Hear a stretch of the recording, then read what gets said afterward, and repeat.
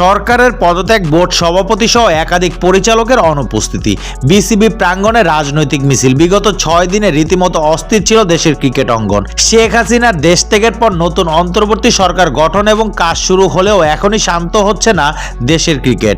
এরই মাঝে গনিয়ে এসেছে পাকিস্তানের বিপক্ষে 2 ম্যাচের টেস্ট সিরিজের সূচি। আগস্টের 21 তারিখ থেকে পাকিস্তানের মাটিতে গড়াবে সিরিজের প্রথম টেস্ট।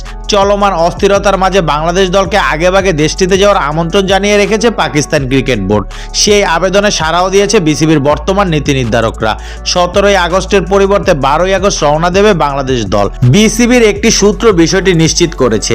এদিকে পাকিস্তানের বিপক্ষে টেস্ট সিরিজের জন্য আজ দল ঘোষণা করবে বাংলাদেশ ক্রিকেট বোর্ড বিসিবি। দলে সাকিব আল হাসান থাকবেন কিনা সে বিষয় নিয়ে রয়েছে আলোচনা। সদ্য বিলুপ্ত জাতীয় সংসদে মাগুরা 2 আসনে আওয়ামী লীগের প্রার্থী ছিলেন সাকিব। তার দলের প্রায় সব সংসদ সদস্যই নিজেদের সরিয়ে নিয়েছে নিরাপদ আশ্রয়ে। একমাত্র সাকিবকেই দেখা গিয়েছে ক্যামেরার সামনে। ব্যস্ত আছে কানাডার গ্লোবাল টি-20 লিগে।